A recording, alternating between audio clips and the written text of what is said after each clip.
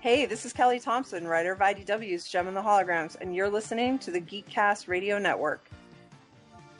Jem here, and I've jumped inside the pull bag to discover the stories in my own comic, Jem and the Holograms, from IDW Publishing.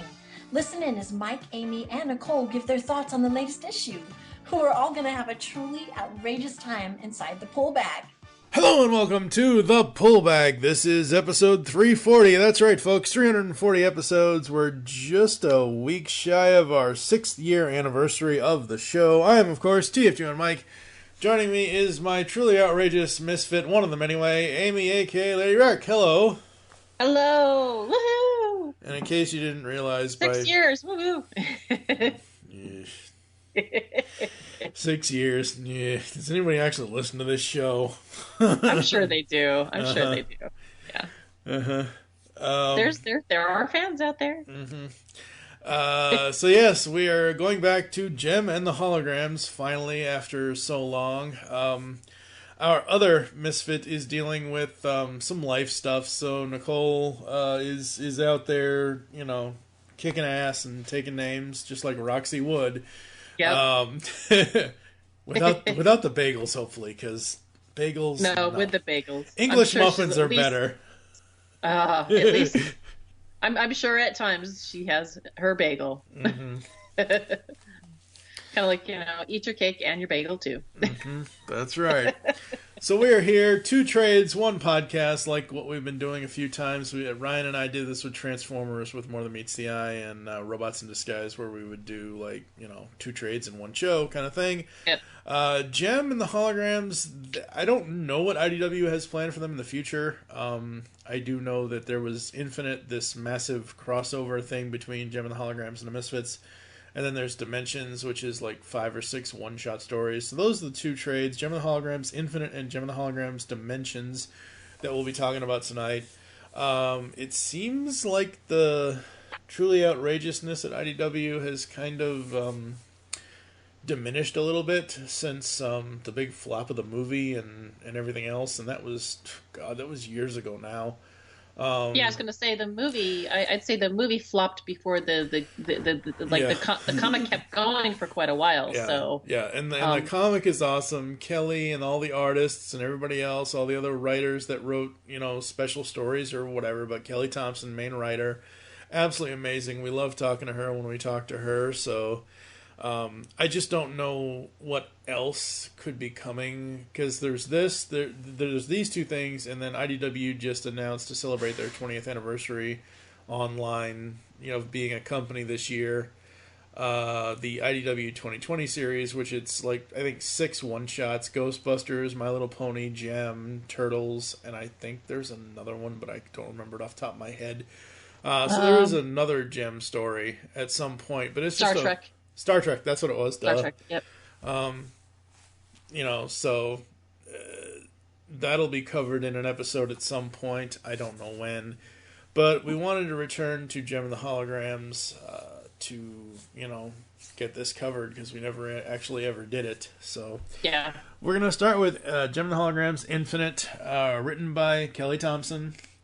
Artists are Stacy Lee. On part 1, parts 1, 3, and 5 is also Jen Hickman. Parts 2, 4, and 6 is Jen St. Ange, or Ange, I think. I asked her one time how she pronounces it, and I think it's St. Ange, but it's okay. Lyric letters are done by Sarah Stern, Jen Hickman, and M. Victoria Robideau. Colorists, Sarah Stern, M. Victoria Robideau, and Brittany Peer. Letters by Sean Lee. Series editor, Sarah Gatos. This is the big crossover event thing. And this feels like, the way Kelly wrote this and the way that the story progresses, it really feels like that Hawaii episode that we all love of the old cartoon series. Yeah, it does. I agree. That's true. Which we've already done a little bit of the luau, and I think it was issue 25, 26, something like that. Yep. We're misfits in Hawaii. So we've it's good. I liked this episode. I liked these issues. Infinite for me was definitely between Infinite and Dimensions, I liked Infinite much better, or to coin a phrase, infinitely better. Yes. It's been a while since I've read Kelly's Jem writing, and I want to follow her on other stuff that she's done. I just haven't had time. But I love how this is set up, where it opens with Jem and Pizzazz yelling at each other back and forth, and then it has the two bands yelling back and forth, and then you break out into 2 pages of being introduced to the characters and with what Jem is saying, and all the little funny things, character bits for each of the characters. Same thing on Pizzazz and the Misfits side. Absolutely love that. It was good. Yeah. I love seeing all the musical aspects after the band face-off kind of thing there. Yeah. I think that is really, really well done. This story, I knew what it was going to be, but I didn't know what it was going to be. And they teased it, but they didn't completely reveal it. Right. So that was good. Yeah. Obviously, Jem, Jerica, and Rio, the love triangle there is having issues still.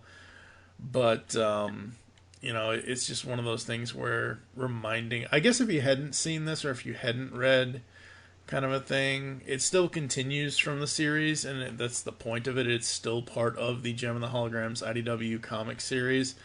Yeah. You've got everybody on the buses and everything else in this first part.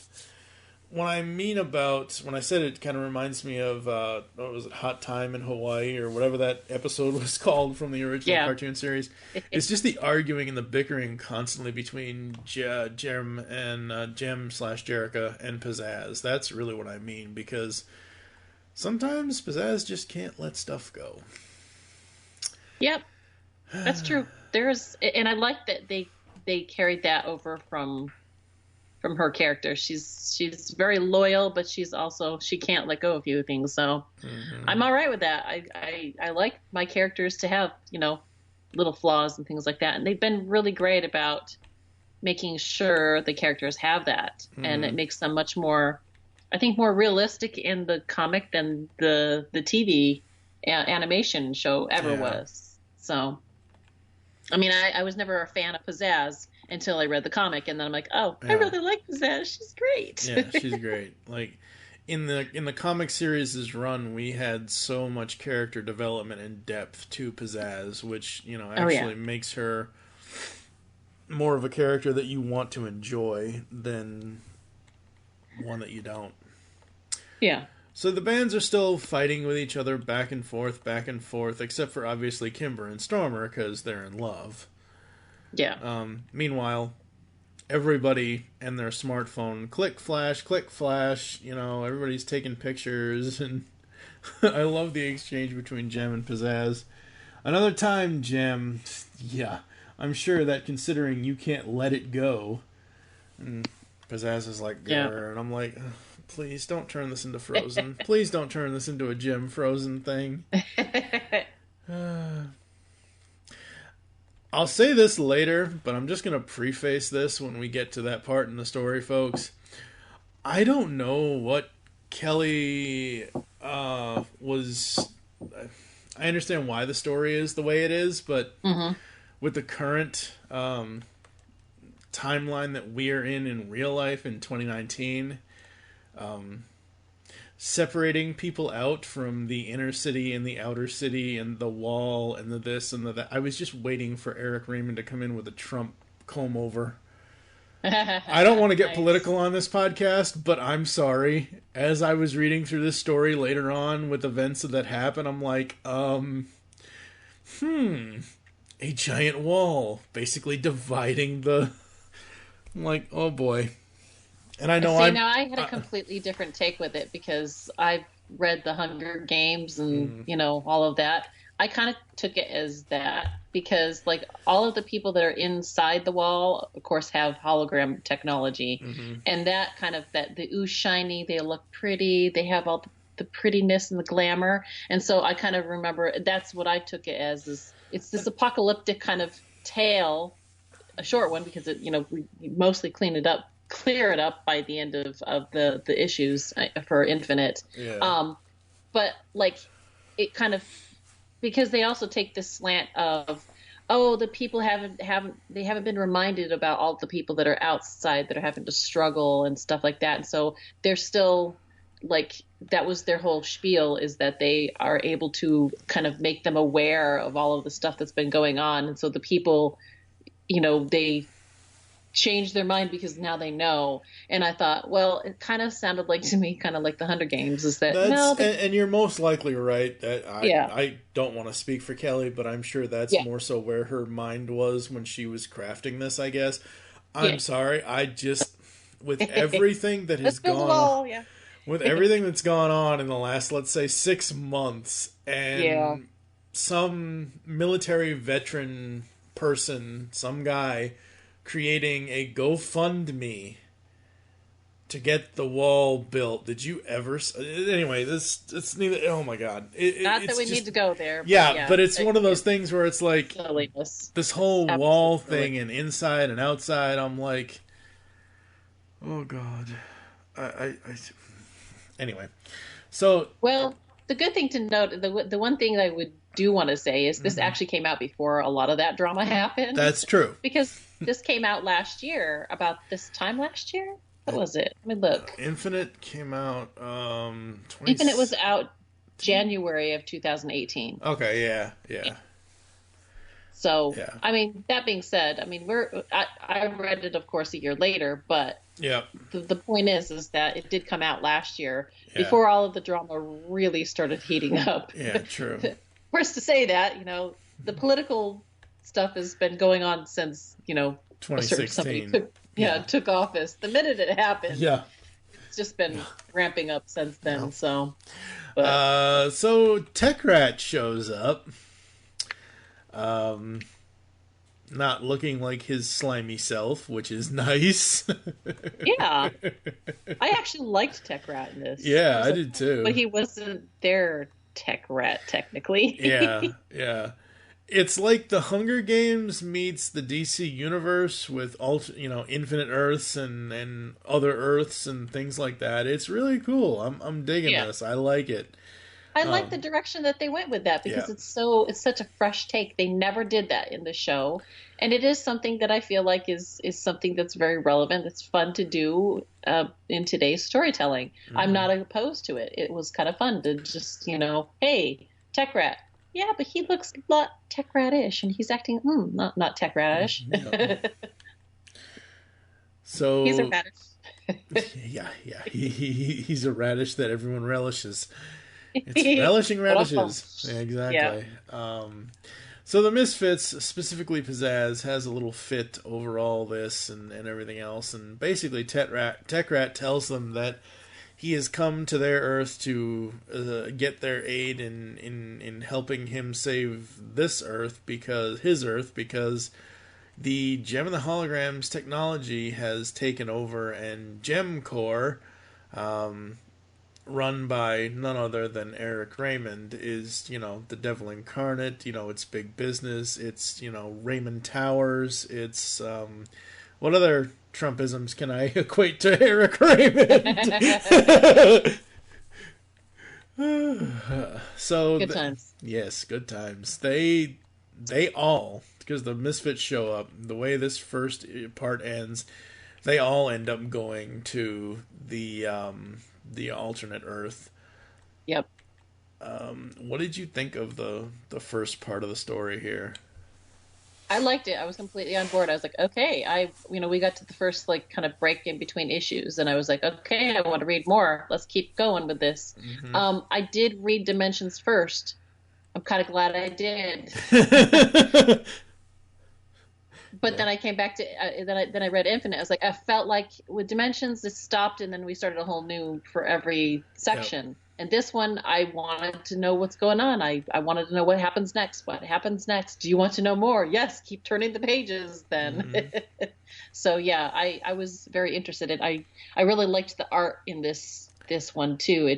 I liked how I can't remember who was the one that did on the first Who's the artist that did this one? Oh, I just said it earlier.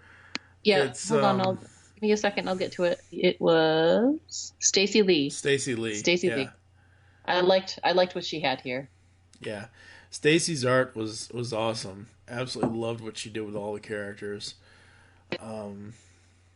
So yeah, their expressions, their micro expressions, the use of simplicity, and then like even their body, because each this is something that shoot, now I'm terrible at names. Sophie. Yeah. This is something that Sophie kind of set the tone for that when she started when she helped start the series. Is all their body types are just unique to them, and not all of the artists have carried it through really well. But I really liked what Stacey did. She just really made it work for me.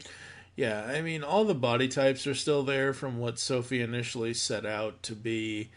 I would say in Stacey's art for Pizzazz, her design is a little different, but it's okay. It works. It's still the comic version of Pizzazz. All of the art is just so good, so interesting.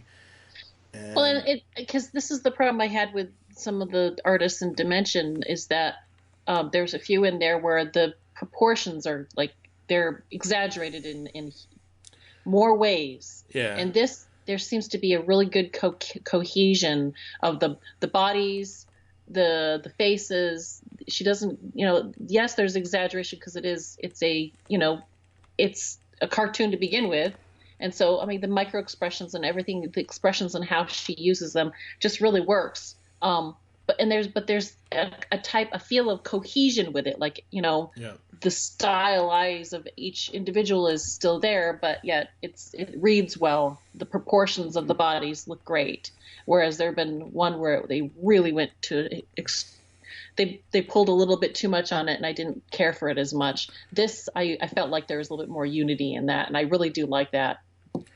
They read as individuals, but also as a whole, the art just worked really well together. So yeah, absolutely. And I love the way it was colored too. It's sparkly. It looks like a Jem comic. Oh yeah, the colors are amazing. They really, really are. Part 2 starts off obviously where part 1 left off. Like I said, they're about to jump into the portal kind of thing. Clash shows up. Been running after you guys for like half an hour. If you'd tell me where you're going, it'd be a lot easier to bring you these dumb coffees you wanted. Because everybody except Clash jumps through the portal. They all land and, get your this out of this, and is that, who's touching me, blah, blah, blah, blah, blah.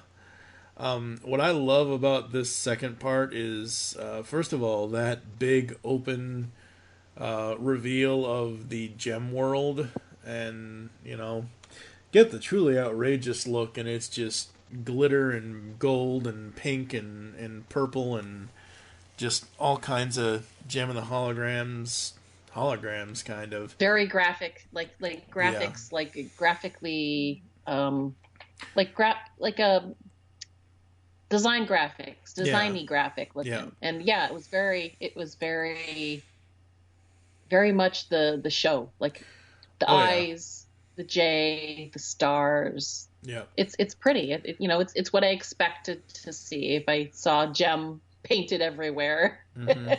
Absolutely. And I love the way that they did on the bottom panel, at least through Comixology. I get 3 basically moves through the guided view of all the character designs on the bottom of that page, where it starts with Kimber and it ends with Jeddah, and just all the looks on their faces. You can clearly see, you can't see their whole body types, but we all know what the body types are. But seeing them all next to each other, you see how different they all are. Again, highlighting that not all people have the same body type. What I like about going through this is that obviously Jerrica, because she's not Jem right now. We'll get to that in a minute. Jerrica and Pizzazz are basically the center too, while the other parts of the bands are like around them, kind of thing. It's really, really interesting. I love it. Yeah, she jumped in as Jem, but she's there as Jerrica. Yep. Yeah, that was good. They do have an in story explanation for that too. So it's like, yeah, I expected it was good. It was a good explanation too. It wasn't like, oh, it was just no. It was expected. And throughout this entire comic, even up till the end, basically, Pizzazz basically blames Jem and the Holograms for everything. Yeah, pretty much. And, you know, we're at a point in the story now in the second part where Jerrica is coming clean to the Misfits. They have to reveal the secret, you know, that she's Jem and, you know, Showtime synergy, and doesn't exactly work. And this is where the reasoning comes in. They're too far away from their synergy. Yeah. Their computer kind of a thing. So... yeah. Well, I thought it was really cool too, is that you see the actual what Tech Rat was talking about, because he is using the tech. Yes, he is using the tech because he helped build the tech. Yeah, but like when he gets there, he's even like he looks different. He looks very, very different. Yeah, yeah, he does. And it totally works because he's gemified. Yep. In a sense, he's gemified. It's funny. I loved that. I loved that how they did that. So it was good. Yep. I love how he basically says you all have to have Gemstar earrings because you're not from this world. You need to have a disguise. Obviously, it's only a hologram. If people get too close, they'll know. But just passing by, no one's gonna know, kind of a thing. Yeah. I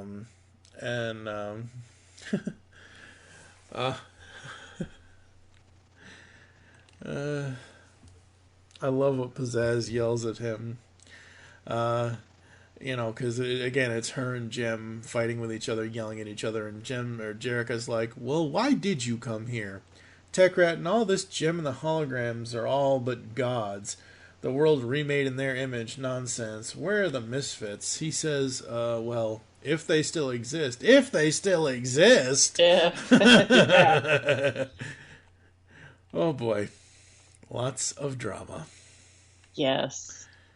But that's what Jem and the Holograms is. It's family, it's friends, it's this, it's that. Even on the Misfits side, you know, reading the comic for as long as it ran, you know, with Kelly, you know, giving new dimensions, pun not intended, but to each of the characters on both sides of the bands, just, I mean, it's just absolutely amazing and cool and gives you a better reading experience. Yeah, it does. So they have to basically take the elevator up to the penthouse or whatever it is, and we look out over Tarzan's jungle. Yeah, pretty much. And that's the reveal of the world beyond the wall. Yeah. So they have their holograms on, so they shift because of the holograms that they have on, but then they go to see what the rest of the world looks like, and yeah, I was like, okay, well, it doesn't look bad. It's not like a complete waste, but it's definitely run down outside. Mm-hmm. So it's like if, you know, the president does.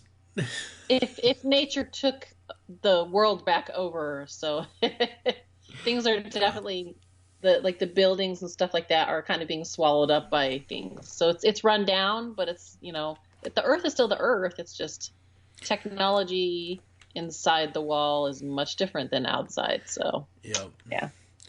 How are you feeling about the story so far after the second issue?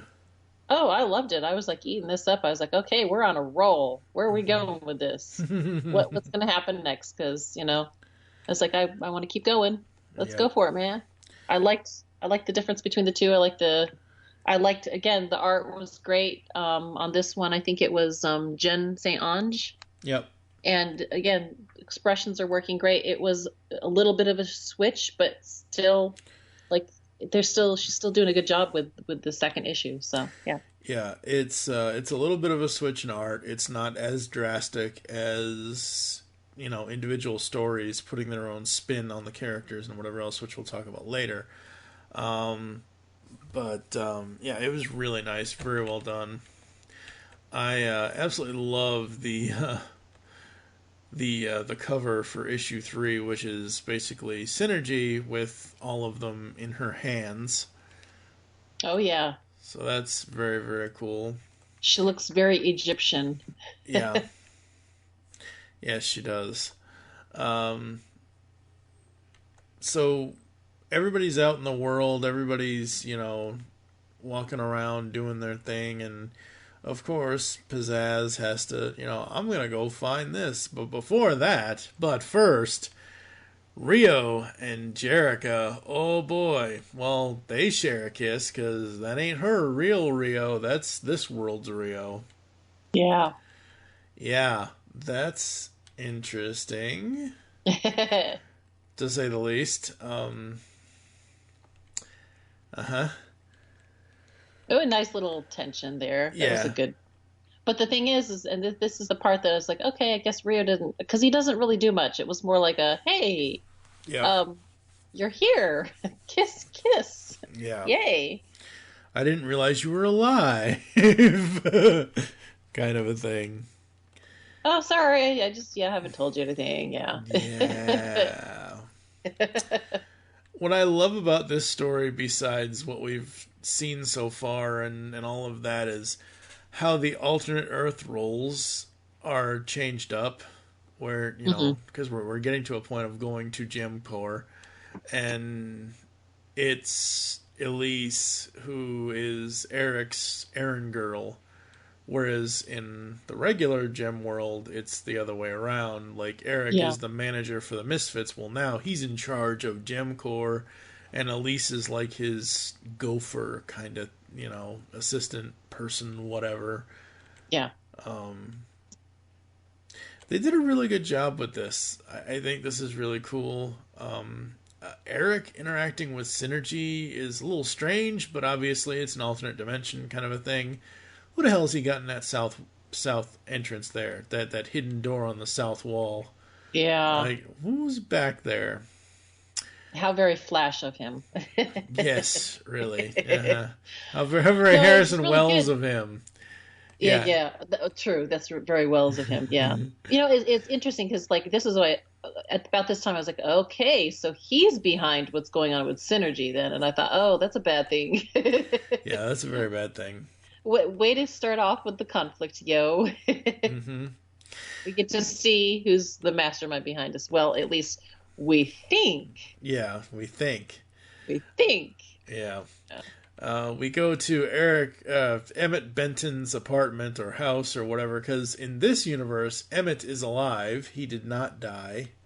And both him and Tech Rat are the ones that kind of figured out the synergy or the technology. Yep.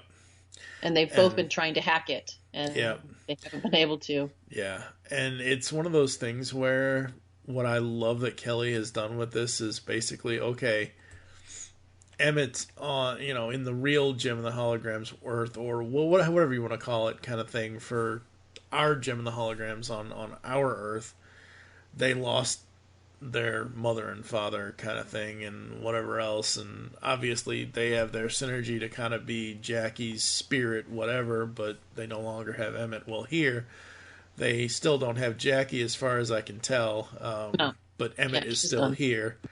The only difference is obviously his Gem and the Holograms are gone as well, so it's just him, like you said, and Tech Rat. But it was just a beautiful way of fitting Emmett Benton into the story without it being like, hey, Emmett Benton back from the dead or something kind of thing. And if I remember correctly, I think that was what Tech Rat kind of used as the thing to lure them into his world. Say, well, your dad's there. Yeah, your dad's there. You want to go see your dad? Yeah. And he's dad to all of the girls because from what I'm taking, what we got is that he still adopted the other girls as well. So they're all they all know him. They all consider him as a father figure, not just a biological father. Yeah, not just Jerica and Kimber. Yes,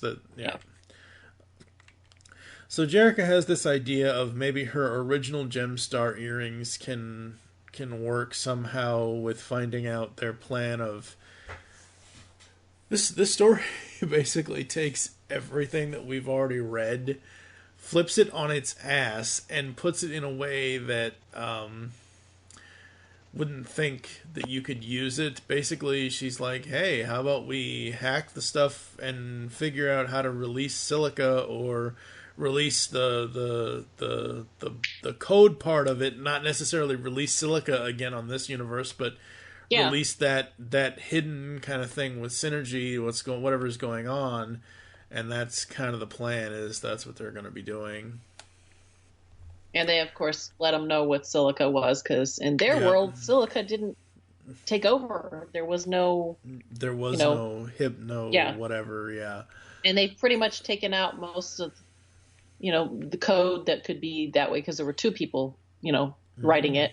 But it's still, pieces of it are still there. So that was the plan, is to use what they know of silica as a backdoor to get in. Yeah. To kind of, get synergy to be less controlled. Less obedient to Eric, yeah. Yeah. And we had before, that's kind of, that is kind of the plan before we actually get to all that, though. But I don't, Tech Rat, didn't you tell them? I didn't know how to tell them. Tell us what.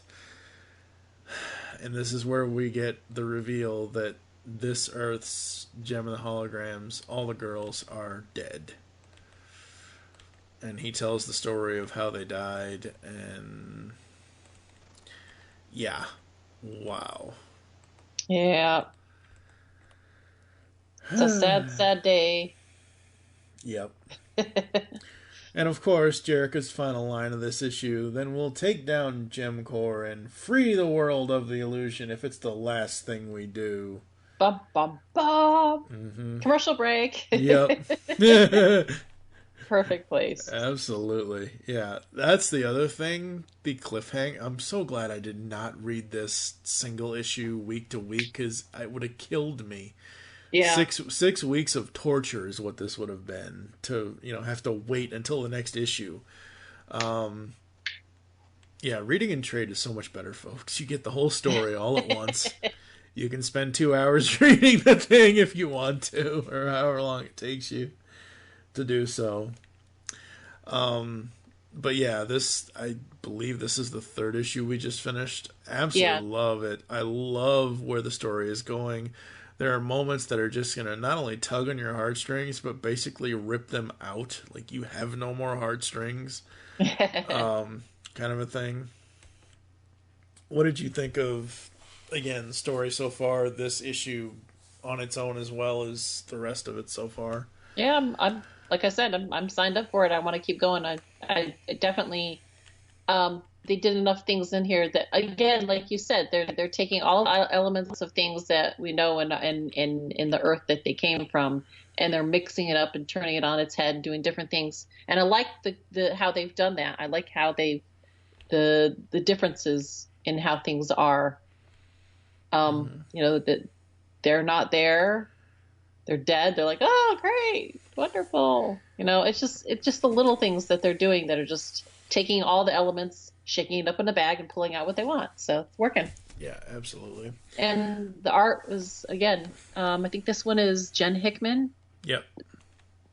Doing great with it. I really liked everything that they have. Yeah. Issue 4 starts out with the Misfits, because they were going to run off and find out what happened to this world's Misfits. And we start off with Pizzazz. I admit it's scarier than I thought it would be. Jetta says, oh, so you do admit it. Wow, you admit it. Just bloody great, Pizzazz. Roxy's like, I don't know what you guys are complaining about. It's awesome. Though I remove my concern about bagel quality. Back to the bagels. Uh-huh. And Stormer has the best reaction. Nobody told me we had to rappel down this dumb thing. I hate all of you. It's just nice to see that the Misfits are still the Misfits. No matter what, they're just still, I hate all of you. So they rappel down the wall. They get to I don't want to necessarily say the grassy knoll, but they get to the bottom of the wall where there's a bunch of grass and bushes and whatever else. They decide to take the earrings off, because what if the earrings don't, what if the signal doesn't get out there that far or whatever, so why don't we just take them off anyway or turn them off? That, and again, they're trying not to stand out. When they were in the city, they didn't want to stand out. When they're outside the city, they don't want to stand out. So they will if they have the holograms on, so they take it off. Yep. And they see basically the Jem version of Agrabah. I'm like, when's Aladdin going to show up here? Street rat. Oh, boy. Yeah, so we basically have, this whole Misfits storyline with them going off on their own. And they're not just going off to destroy stuff or whatever. They're going to find their counterparts. And Pizzazz starts hearing this really, really good music.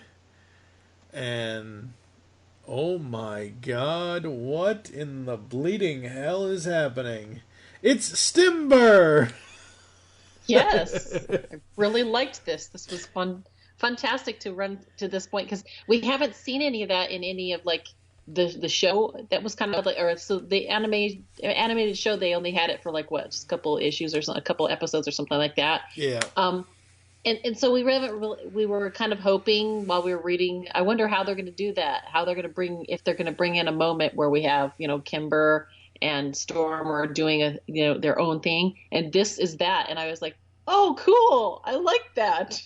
We had to go to another world to have it happen, but this works for me. It so works. Yeah, it was I think it was When the Bands Break Up. I think that was the episode title in the original cartoon. Yeah, the bands broke up, and so the two of them went off and did their own thing. Yeah. So obviously, there's a few changes, though. Yeah, there's a few changes. What happened to your arm? Yeah. So Stormer from this Earth has a robotic arm. Yes. I loved it. I was like, awesome. She's so totally metal. Yep. She's one part Cybertronian. Hey, this is the 14th colony nobody knew about.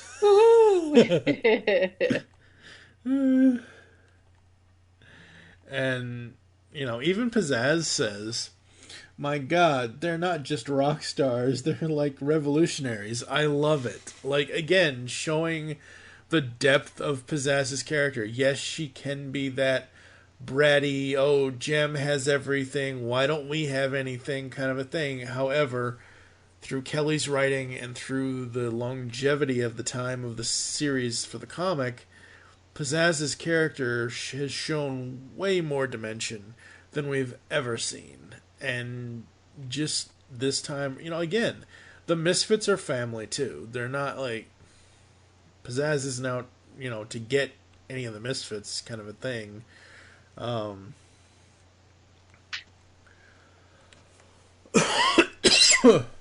So, just absolutely. Yeah, you're absolutely right. I mean, she's. I don't see the good and bad, like the good band and the Misfit band. Basically, they're always causing trouble. It's like, actually, no, they're doing some really good things that I'm very sympathetic to both sides. I like both the bands for different reasons, because they have the way they do things, and each one of them is unique, and that definitely carries over even in this alternate world. Mm-hmm. So it's cool. It's cool. And we get to a point of Pizzazz is like, of course, I can do whatever I want. I can, I cannot wait to get back home and tell the world about all of this hologram nonsense. And Stormer's like, that's the one thing you can't do, because if you do it, well, then our world is going to become like this world. Yeah. Yep. That's when they explain how it is that this world went wrong. Yeah. Yeah. Yeah. Pizzazz always has some cool fashion sense, but I'm sorry, skullhead pajamas, really? That's cool, but wow. That's bringing out that personality there. Oh, it's so funny. Yeah, they explained the world, and, the president and the wall. Like, again, the president, the wall, the this, the that. I'm sorry. I just talk about needing to let it go. Ugh. So they reveal of how the Misfits, we were against the tech and we weren't quiet about it, and the Misfits were considered a liability and they were dealt with. Yep. And the only reason why Stormer from this Earth survived is because she was with Kimber when it happened. Yep. And they obviously went out on their own and became Stimber, and yeah. But that's not that is the truth. Like, which the sad thing is, spoilers, folks. If you haven't read this already, it's been out over a year. The sad thing is, Stormer and Pizzazz are the only two Misfits that actually died. Were Roxy and Jeddah. Yeah.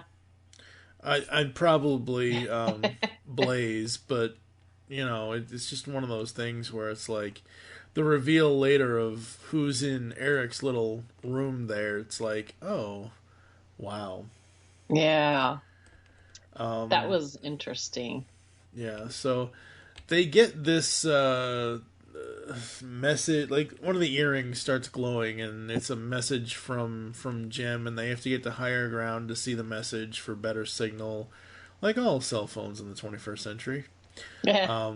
You know, and Pizzazz, we need you to come back, all of you. Techrat has made arrangements to get you through at the south wall entrance, so go there as soon as possible. We have a plan to put things right here, but it's going to take all of us together to make it work.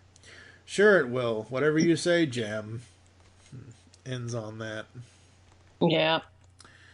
Man, this story. It's so good. I knew it was going to be good. You think you know, and then you keep reading and you're like, oh, okay. Oh, okay. They're not dead. Some of them are alive. Yeah.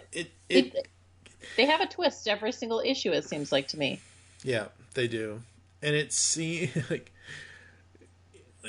I know the reality TV show thing that they did at the end of the main ongoing thing that they had met, you know, when they did the Misfits 5-part miniseries that we covered kind of thing with the whole TV show, like that obviously reference to any reality television show kind of thing. But reading through these 6 issues, at least the first 4, I'm like, hey, this is kind of like Big Brother. Expect the unexpected kind of a thing, because you just don't know what they're going to throw at you. Yeah.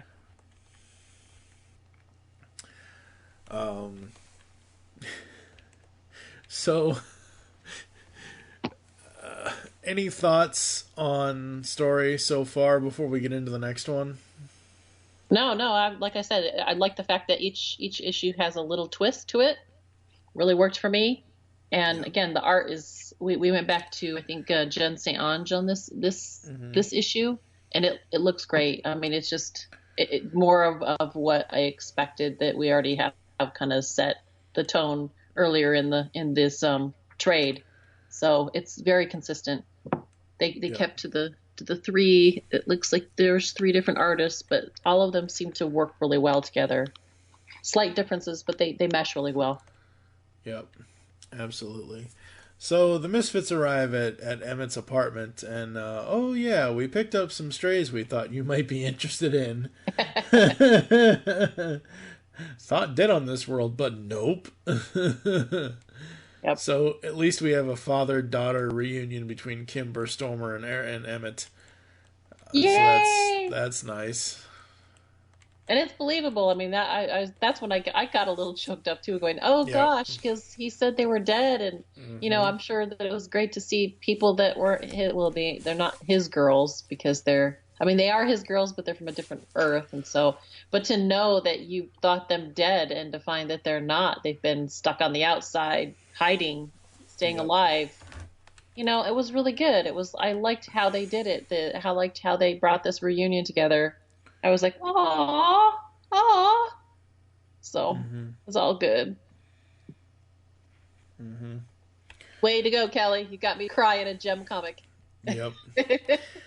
And so after the family reunion, whatever else, the whole Pizzazz versus Jericho thing kicks up again. And Yep. obviously, Pizzazz isn't wrong. I mean, she's not totally wrong. She's wrong in the way she's approaching it. Yeah. But, I love what Jetta says for the supposed quote-unquote good guys. You guys are pretty bloody bad.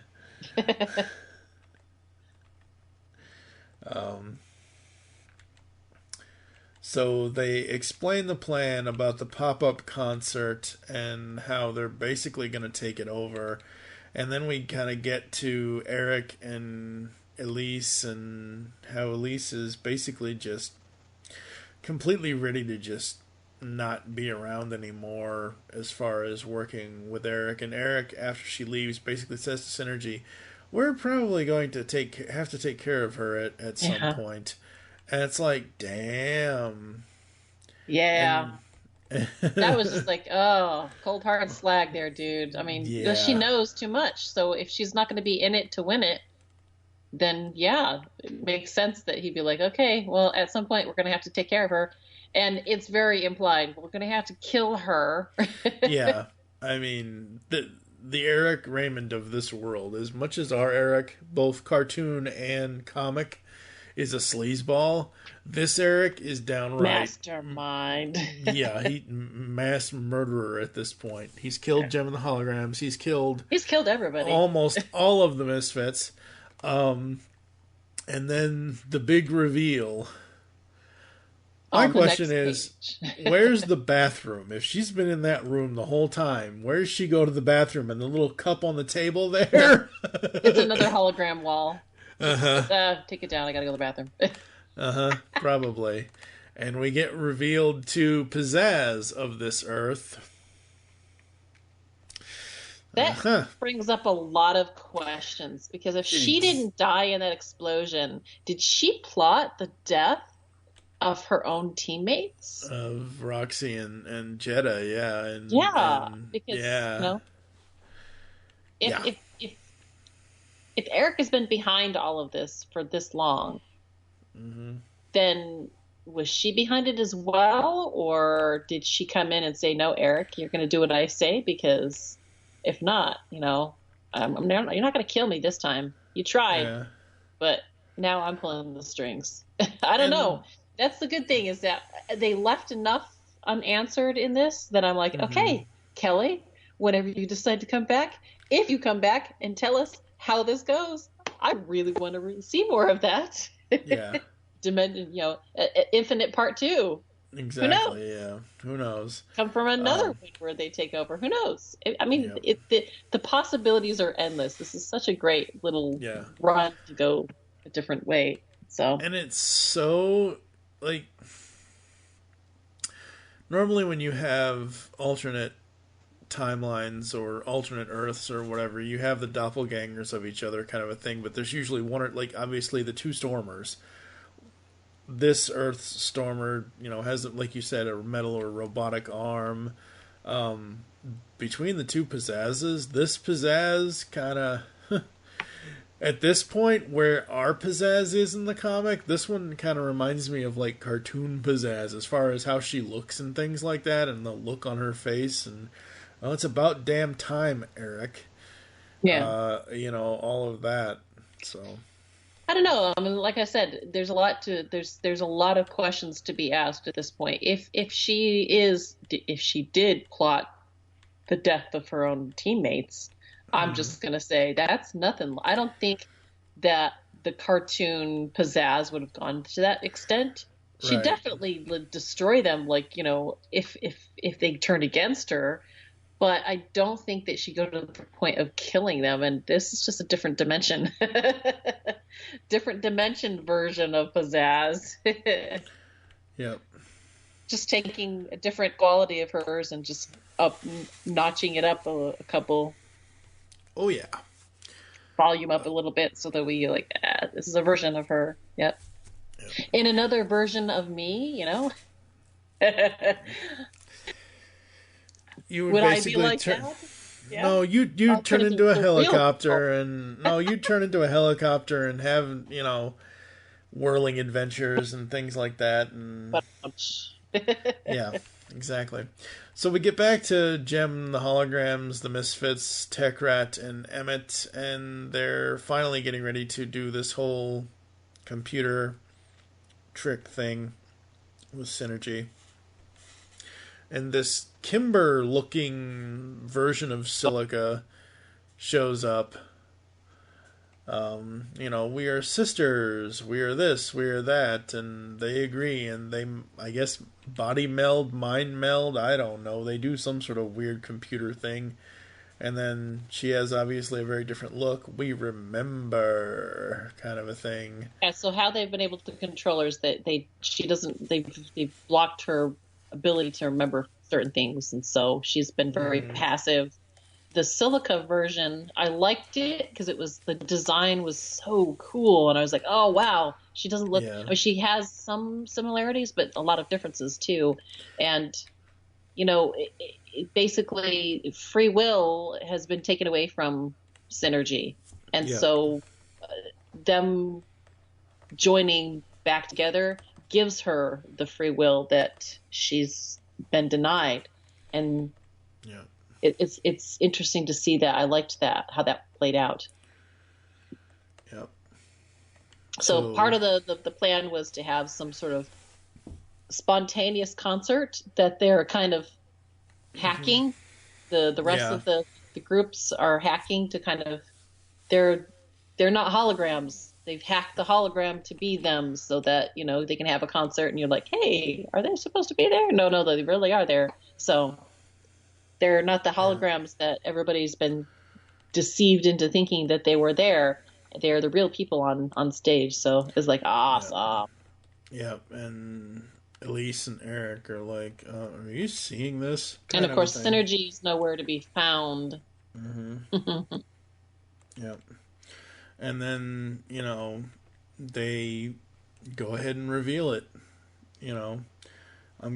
She says to Stormer, she says to this Earth Stormer, robotic arm Stormer, I'm going to show them. Are you sure? I think it's the only way to make them really see.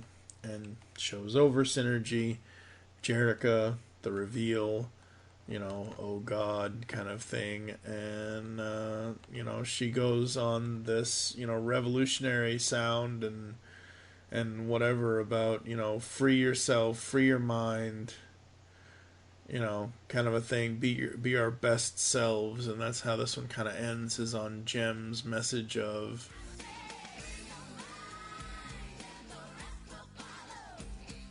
don't let Gem Core control you, kind of a thing. Yeah. And then she changes again in front of them. Mm-hmm. Yep. She goes from being just Jerica to back to Gem again. Shows them who she is. Yep. And as we get into the next issue, like you said, she changes back to Gem, and Kimber has an idea, so she wants Stormer to go with her. And they're like, hey, let's, reveal all of ourselves to these people, and, let's give them the message of, why are you trusting Gem Core? Why are you using their technology? And the other part of the thing is, Eric has made the gem tech, the earring tech so expensive that his plan is that those that can't afford it go outside the city. Basically, you're on the other side of the wall. You're on the outs if you can't afford this. Yeah, if you can't afford the next update, then they're literally pricing people out of the city, basically. Pretty much. They didn't let them know that was going to actually happen. They were kind of having this concert to kind of hide the fact that they're about ready to upgrade another 15% of the population out. And I was like, holy crap. What a scummy thing to do. Yeah. That's Eric for you. Well, yeah, I mean, that's Eric for you, but the one thing I'll say is we're kind of winding this down here. I mean, we'll go through the rest of the story beats here as well, but it seems like, did you feel like it just kind of dropped the Eric story. Like, they just left. Like, the board members are gone. This is gone. Eric and Pizzazz are gone. Like, I didn't feel like we got too much, like, oh, ho, ho, ho, mustache twirling, we'll be back again kind of feeling at all either. No, it kind of just, it wrapped it up in more of a people just know they've been told, but I don't know if that actually makes any huge change, because like they just take off. We don't really see, I mean, that was the only thing I was kind of a little disappointed in with this, is the fact that we didn't really see any major consequence other than the fact that people just said, oh yeah, okay, we believe you, and they take off the tech and they start being their true selves. And like this, they said, then they start actually realizing, oh, I can't really afford this, but I'm doing it anyhow because A, B, and C. Oh, I haven't seen you for so long, I thought you're cuter than I remember. It was like, okay, that works.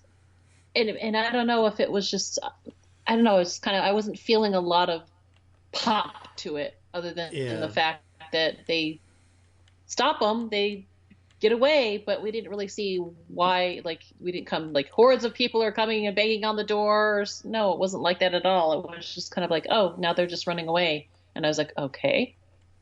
Yeah. And now Synergy shows up again.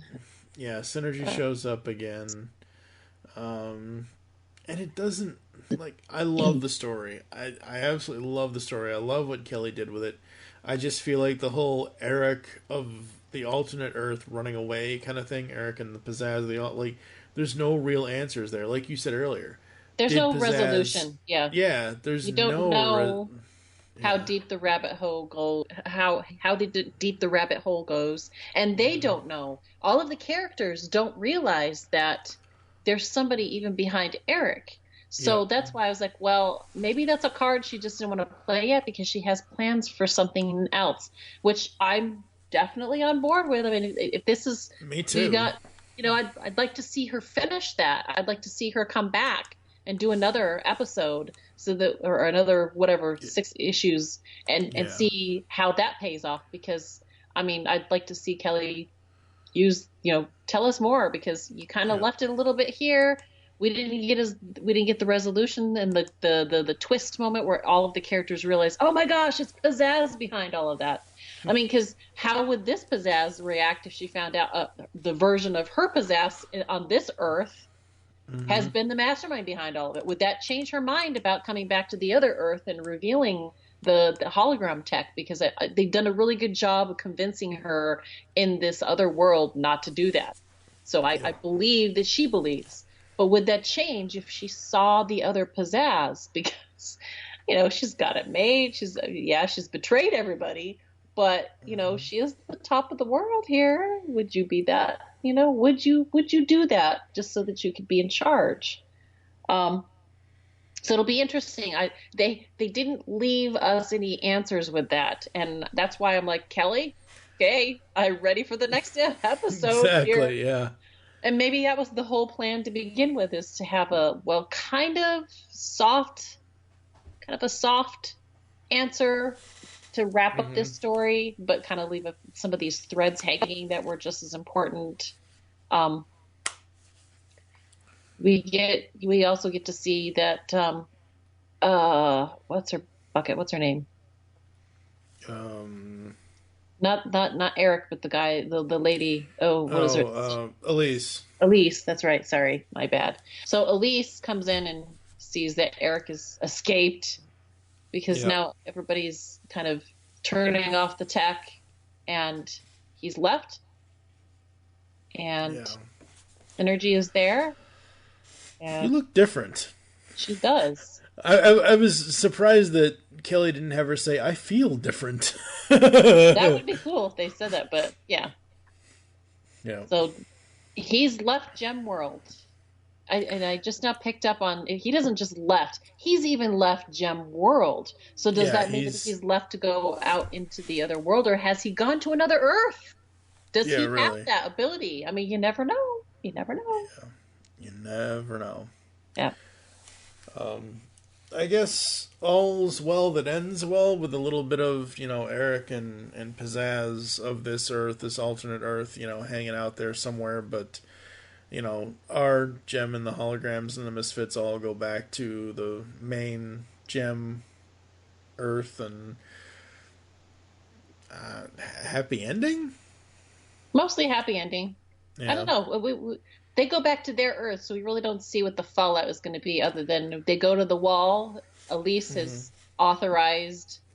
Oh, and that's the other thing that they find out, is that Elise knew that they were trying to hack into the back door, and she allowed them to do it. Right, yeah. And then she also authorized the wall door to open so that people on the inside can actually find their family that's on the outside, that have been separated because of, the technological separation. And so you see all the people hugging and happy because they get to find the people that they haven't seen in a long time. So it's all good. I liked it. And Tech Rat and Dad. Yep, Mr. Benton. Mr. Benton. They're back there. They go back to helping out with Elise, and they're back in charge again. Yay! Yay! Infinite was very well done. Love the writing from Kelly. I love all of the artists that were on this. Both Jens, Hickman and St. Ange, and Stacey Lee. Her art was really cool. Just absolutely really enjoyed this. I thought this was super fun. Nice little alternate Earth kind of story for Jem and the Holograms, and something to just have fun with, honestly. Yeah, it was a fun run. I really liked it. Yep, absolutely. What would you give the trade overall, the whole story? 0 to 5. I really liked it. It was pretty solid all the way up until, like I said, the last issue, where I don't feel like I got as much payoff with that ending, because a few things got. I mean, I'm assuming that Kelly's going to come back, and that there's going to be more to this, that she has more to tell, and maybe it's just not the right time for her to, do an ongoing. Maybe it's going to be another issue or whatever that she has, planned. I that's what I would do. I'd be like, hey, I'll come back and play some more in this world, in this sandbox when it's convenient. So for me, I feel like everything was really solid until like the last issue. So I'm going to give it a 4. Yeah, I'm right there with you. I'll give it a 4 as well. Like you said, everything up until the last issue. And the last issue is great as well. It's just that we didn't catch all the bad guys. We didn't catch all the bad guys, and they're just gone. We don't even see like a side scene of them escaping, or we don't see them step into another portal to leave or anything. They're just gone. Yeah. And it's like, where'd they go? How'd they get out? They're not even on the world anymore. That's a kind of big problem right there. It's kind of implied that they just went away from Gem World, but I'm like, well, if it's the only real city that's left now, somebody's going to see them and go, hey, aren't you supposed to be? You think that those left in charge be like, hey, we're on our lookout. We're looking out for these people now. Yeah. So we'll see. A lot of the art, they did more art in here. Like you had the story, and then they did like the covers and all of the art that's extra in the trade. I love a lot of it. It's so good. It's just the covers are amazing. Yeah. I don't know if they're all covers, but I'm guessing that they probably are. But some of these are just fantastic. Yeah, at the end of the book, that's a cover gallery. That's all covers from the series. Marguerite Sauvage. Good job. I mean, just Genevieve did. It's just like some of these are just really fantastic. So, I mean, even for just the art alone. Yeah, absolutely. It's been amazing. Yeah, it's so amazing. Go read this story, folks. We're going to take a quick break, come back with Jem and the Holograms Dimensions after this. Woo-hoo! Jem will be right back after these messages. Hello, geeks and geekettes! Looking for a podcast that covers a vast array of topics? Then check out Altered Geek Unleashed, where we discuss our thoughts on this week's geeky news, tech, gaming, television shows, movies, cartoons, comics, and more. So, get altered, get geeky with the Altered Geeks, every Friday on the Geekcast Radio Network. Because the world needs another movie podcast. The Geekcast Radio Network presents for your listening pleasure the Cinema Geek. Hosted by Amanda, Kevin, Matt, and Dan. Each week we dive headfirst in the landscape of movies as we discuss movie news, play movie games, go in-depth on reviews, and even have a top 10 countdown or two. Also, don't miss our director retrospective series, where we review noted directors' movies film by film. Bottom line is, if you love movies and love podcasts, you need to experience the Cinema Geeks. You can find us on iTunes, Blog Talk Radio, or GeekCastRadio.com. Do you like retro cartoons? Then Saturday Morning Rewind is the podcast for you. Join them each month as they talk about classic cartoons and interview legendary voice actors like Jim Cummings. I am the terror that flaps in the night. Corey Burton. Sometimes toys can be so flighty. Rob Paulson. Sure, Blaine, but how are we going to find chaps our size? Nancy Cartwright and many more. Eat my shorts. So grab a bowl of Lucky Charms. They're magically delicious. Put on your hammer pants. Go to SaturdayMorningRewind.com. And be prepared to feel like a kid again. Once again, that's SaturdayMorningRewind.com. Saturday Morning Rewind was voted best podcast ever by its host, Tim Nidell. So it's gotta be good. Kid? Yes? Shut up. Beyond the Night is the GCRN's latest review podcast. We are covering everything in the Knight Rider television universe, from the classic 80s TV series to the 1991 reunion film, Team Knight Rider, and the 2008 relaunch series as well. So join TFG and Mike and Dion the Music Man as they go in-depth in Beyond the Night, only on Geekcast Radio Network. You can find Beyond the Night in iTunes and on www.geekcastradio.com. Kid? Yes, Michael. Just keep driving. When a star's gonna climb, watch it try for the prize. We're already on the rise. Whoa, this is only the beginning, only the beginning, only the beginning, only the beginning, only the beginning. Hey, this is Samantha Newark, and you're listening to the truly outrageous podcasters of the Geekcast Radio Network. And now, back to Jem. Alright, we are back, and it is time to talk about Jem and the Holograms Dimensions. This is 6 one-shot stories written by various other writers and art drawn by other artists and whatever. The back of the book basically says, Jem and the Holograms get back to their rock and roll roots in these standalone stories from some of comics' most popular creators, including Sophie Campbell, Kate Leith, Tanya Ford, Sarah Kuhn, Siobhan Keenan, Sarah Winifred Searle, Nicole Guaux, Rebecca Nalty, and others. It says, celebration of creativity, friendship, and being true to yourself. Dimensions is full of humor, fun, and characters that radiate positivity.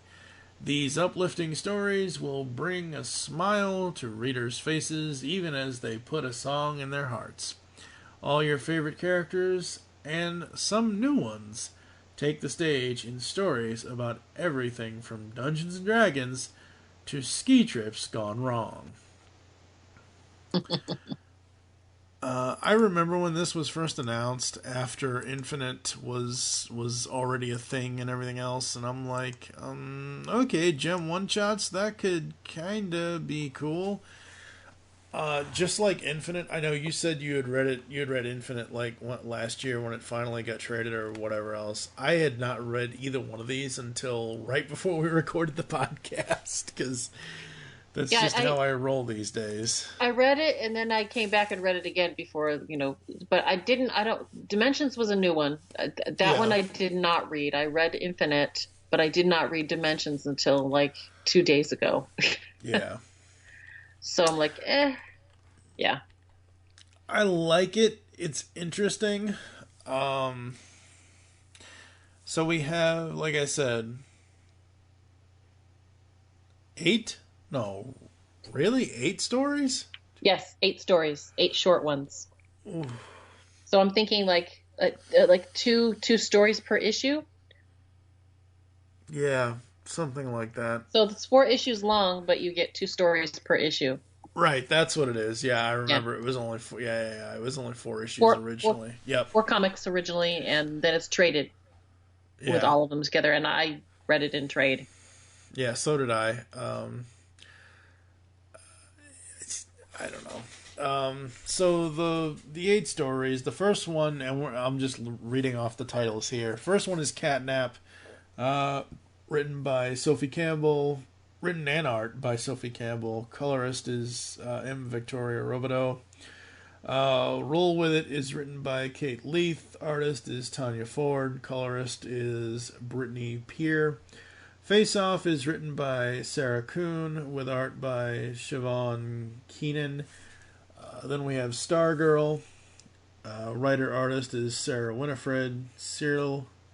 Shooting Star is written by Nicole Geox, I don't know. That sounds good. I'm sorry, Nicole. Jokes. The colorist is Rebecca Nolte on that. Haunted is written by Sam Maggs. Artist is Rachel Stott. Colorist is Marissa Louise. Tasty is written by Sina Grace. Artist is Hannah Templar. And Gemojis, like, the next emoji movie is going to be Gemojis versus Misfit OGs.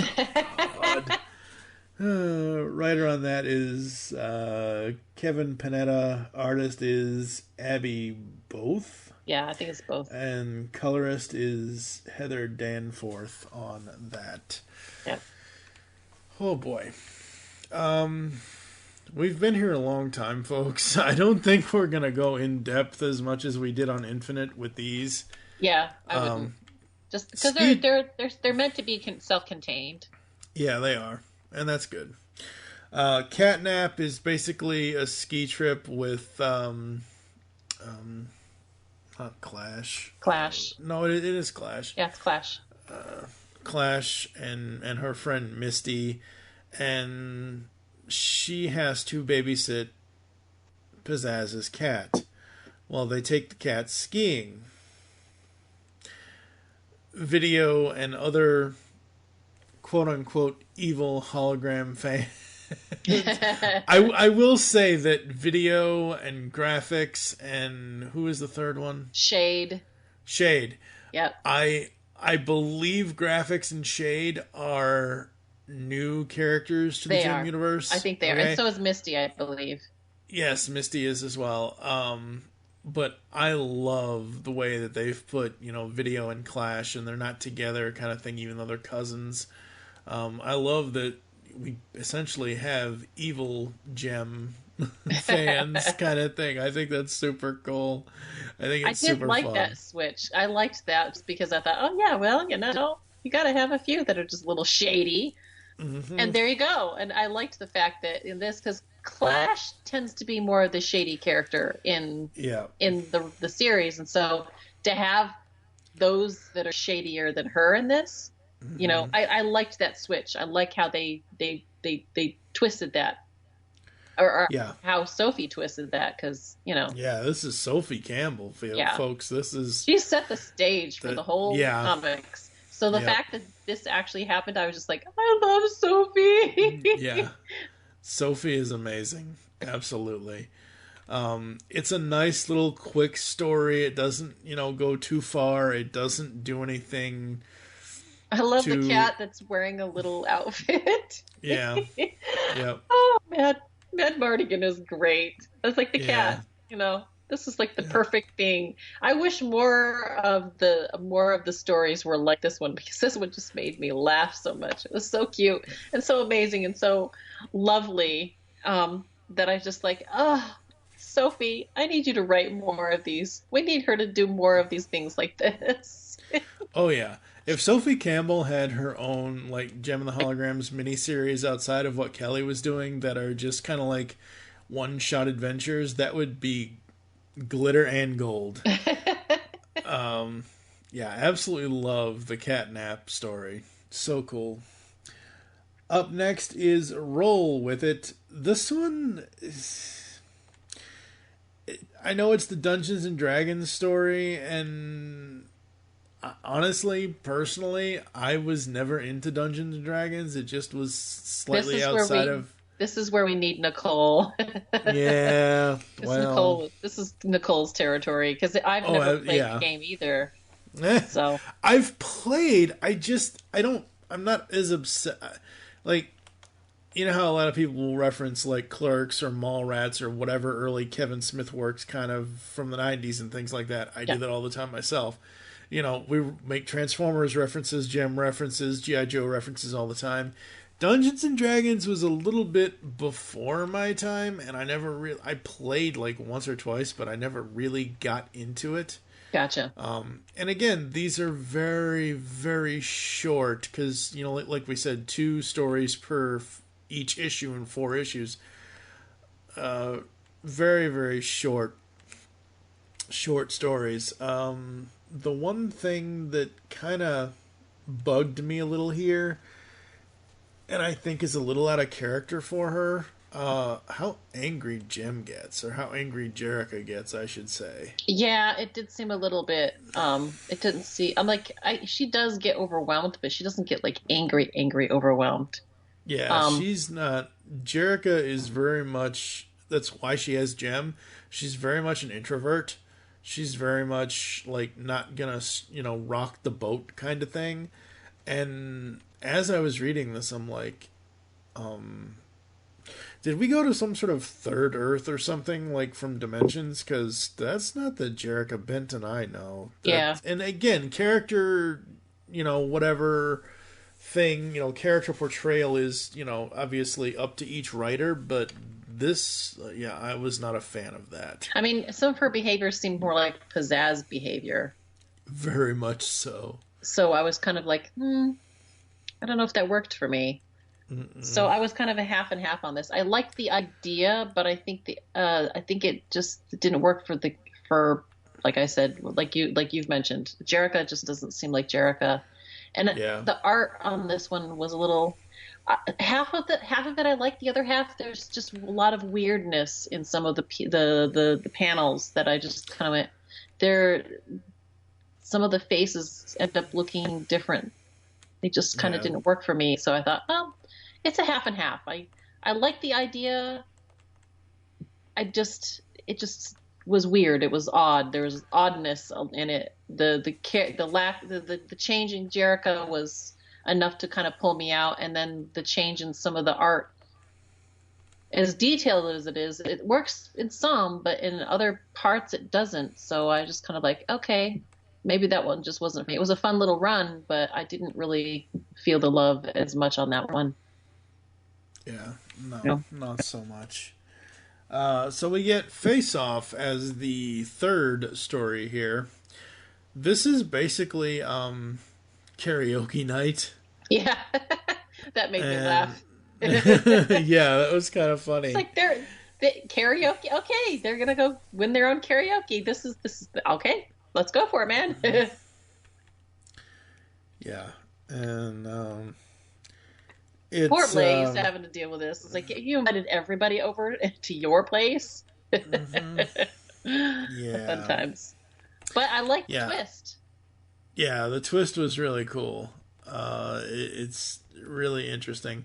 I love the songs, but with Jem and Pizzazz doing this, you know, rap battle duel off here, and like, that's not karaoke. That's a rap battle. You know, that's a lip sync battle kind of thing. Obviously, they're not lip syncing, but you know, it's just yeah, no, Clash won this. Clash won the karaoke night. I loved that. Yeah. That was just, it was a good twist. The other thing is that this issue made the characters, they pulled them off feeling much, much younger. Like, yep. The art was great, and maybe the art aided in that, but the whole issue just seemed like it made the characters much more younger than we have been seeing them in the rest of the comics. And that was the only thing that the only criticism that I had to knock at it was the fact that it just made them seem less adults and more like a bunch of teens. Yeah, very much so. The next story up is all about Shayna. And more of her design stuff and how she feels pressured under deadlines and how am I going to get this to work and how am I going to get that to work. And it's a nice little Shayna story focusing on her fashion, which we've only really seen once in the overall series, that Kelly was writing, where she actually went off to, where was it? It was Milan, Italy, to study under, this person kind of thing. So that's I like this story. I think it's super cool. I like, again, the little twist at the end where Jem and the Holograms wear her unfinished designs kind of thing. I thought that was fun. Yeah. What'd you think of this one? I liked it for the same reason too. It was nice to see like a focus on Shayna. Yeah. And I really liked what they did with it. Like the thing is that all of the other art in this is so much more complex than hers. And the art in this one I liked because it was so simplistic, and maybe that's the reason why it stood out. But she did such a good job with it. Like, illustrating exactly what she was trying to do in it, and it worked for me because it just made it, it just goes to show that sometimes something so simplistic can be even a stronger, more powerful story than the ones where you get lots of detail. And that's kind of the take that I took from it. I really liked this one because of that. And I liked the positive message, like, you get to the end and the other person that was modeling her final completed dress was like the support that she kind of needed. And I just like, it's a really good female led story. Yeah, very cool. Next up, we have Shooting Stars, and guess who's back? It's all of the Starlight Girls. So a story with the Starlight Girls. I think this is super fun. This was super fun. I really liked it too. Yeah, very interesting, super fun. Ashley and Bonnie and Chrissy and everybody kind of gets to shine in this. I thought that was really cool. And I don't know, because I did not collect these 4 issues singly. I have the trade. I hope they did this in the trade, but after each of the stories, they have the star, the gem star at the end with the magenta pink background and the white star. Yeah. All I can think of is those old gem PSAs. You can be a superstar too. Yes. It's the first thing I think of when I see these. It was a nice little divide between issues. Yep. So those are good. Yep. Yep. Is this the last one? No, it's not. There's, I think, one more after this. No. There's three more after this. Oh, 3 more after this. Yeah. Okay. Next up is Jem and the Holograms and the Misfits in Haunted, and they are on a ghost show, Spirit Stalkers. So they're really tapping into all kinds of pop culture things. You got D&D, you got, the ghost hunting show kind of thing. This one was cool, but it wasn't my favorite. Yeah, this was my least favorite one, just because I'm not even sure, like, after I read it, how that was supposed to have ended. And I was not a fan of the art either. It just kind of fell flat for me on a lot of things. Again, like I said, I liked the simplicity of Stargirl, and then this one is so much more detailed, and it just didn't work for me. Yeah. And this is another one where I felt like some of the faces were just, and some of the expressions were things got really, really crazy, and it just didn't feel like them. It didn't feel like any of the characters at all. Yeah, no.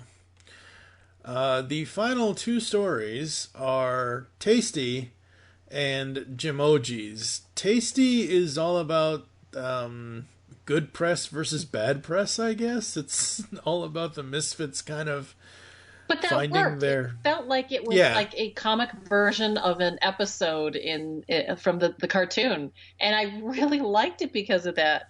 I mean, at first I wasn't sure what to think because, like, the little icon that they have for it, I thought, oh, okay, we'll see how this goes. But then I got into it, and I was like, oh my gosh, this is such a cute little take.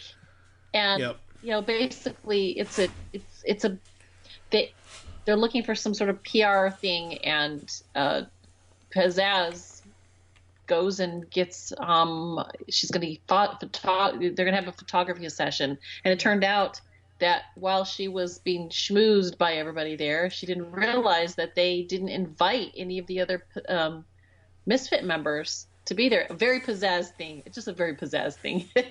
Yeah, very much so. But, like, it was just really cute how it pulled off. Like, the art was really fantastic. They also did, like, the angel, the devil on her shoulder thing. It worked for me. It was so fun. It was very fun. I thought, you know what? This is what I expected to see out of this book is stuff like Catnap and Tasty and Shooting Stars and Stargirl, and then a few of them just fell a little flat. So I was like, okay. Yeah. Finally, we have Jemojis as the final story. This one was the weirdest one, but I kind of liked it too. It was the weirdest one, but it was so fun. Basically, they're fighting over who has the more popular emoji program, and very, very much taking a very today idea that would have never been shown in the show, and then putting a show feel to it, because, like, that this is very much the wonky pizzazz in her brainless ideas, trying to take something over and then it falling completely flat and her having a rage moment. Yeah, absolutely. That's exactly what it is. It was great. They have the cute stuff. The art was really fun. But, again, I loved how they did with the pizzazz. Just have a rage fit over it when it doesn't work out. Oh, it's fun times. Yeah, it was super fun. Absolutely dug it. But there's no long-lasting consequences with these. These are just like little... No, yeah, and that's the cool thing. Yeah, so that's the cool thing. Go ahead. I was going to say, so, like, if you're new to, like, Jem and you don't want to get into something that's really... If you're, like, giving away, like, a comic for somebody that's like, hey, what's Jem all about? It doesn't reveal anything that's in any of the other comics, but if you want just to try it out... it's definitely one that I'd say is a good tryout for one. If you know anything, if all you remember about Jem and the Holograms is just the TV show that you mostly watched, you should be able to get in this. This isn't the end all be all of all the Jem comics that have been out, because there's some really good stories out there. This is just, there are. They reveal nothing. You get a sense of what maybe you might like in the rest of it, but it was like, if I was going to give, like, hey, try out Jem comics, this would be the one I'd be like, this is an easy, fun one to give to people without having to, like, oh, I'm going to reveal all this, great storyline plots and stuff like that. No, this is good. So. Yeah, absolutely. I feel the same way about it. Overall, I'd probably give Dimensions a 3 or 3.5 out of 5. Mainly because, like we said, some of the stories, a couple of them didn't really stick the landing, but they're not bad. I mean, it's not a bad comic series. It's not a bad idea to do Jem short stories, essentially. I mean, it's very cool. Like you already said, it's, a good kind of introduction for people that may want to check out IDW's Jem comics without having to deep dive into the main series. It's a nice little tasty morsel of Jem. Yeah. That sounds super creepy, as I've said it. That being said, it's not hard to get all of the comics either. I mean, there's like what, like There's trades in total. 5 trades, yeah. So Yep. like 5 trades plus the Misfits plus Infinite, I think. So yeah. Yeah, so that's, there's 5 trades. To get the complete, it would be like 8. There you go, 8. Yeah, something like that. So, yeah, absolutely. They had a run of 26 issues, and then they also had the Misfits Infinite crossover and the Misfits cross. Yeah, yep. so and the Misfits series. Yeah. Less than 50 issues to read through. I mean, that's actually pretty fast run if you really wanted to sit down and buy all of them. And they've had them on sale a couple times too, so it's really easy to just dive in and grab all of these and just take an afternoon, take 2 days and read them. Fun times. Yep. Absolutely. Before we get out of here, I do want to bring up the Jem and the Holograms IDW 2020 issue that came out. Again, this is IDW celebrating 20 years of being a publishing company and things like that. And like we already said at the beginning, it's Jem, Star Trek, Ghostbusters, Turtles, and My Little Pony are the 5 issues that make up the IDW 2020 series. IDW 2020 kicks off IDW's year-long 20th anniversary celebration, an all-new weekly event giving a glimpse of your favorite characters 20 years into the future or past. What made them into the heroes you love, and what twists does the future hold? Jem and the Holograms are back with new music, old flames, and good friends in this adventure set 20 years in the future. Join Jerica, Synergy, and the rest of your favorite holographic gals for a rockin' reunion that's sure to please old and new fans alike. Woohoo! So again, this is something that if you want if you want a taste of IDW Jem, this would be. I haven't even read this yet. I haven't either. But this would be something that I would point people to, even though I haven't read it yet. But again, it's a one shot. It's a story set 20 years in the future. It's it's not like you have to read all of what we've already said you should read. Yeah. So very cool, very cool. Oh boy. Yeah, I'm tired. Coming up on the pull bag, we have Mighty Morphin March. We're going to be heading over to Boom Studios and their Mighty Morphin Power Rangers ongoing series. We're going to start with the first 5 volumes. Episodes 341 to 345 will be volumes 1 through 5 of the Mighty Morphin Power Ranger series, written by Kyle Higgins. So that's what's coming up here inside the pull bag. Anything you got going on that you want to pimp out? No, not really. I'm just trying to keep it simple. That's right. I think that's what we're all trying to do these days. Yeah, my kids have been extra fun. My 4-year-old is getting more and more defiant on things, so I'm like, great. It's a change. So...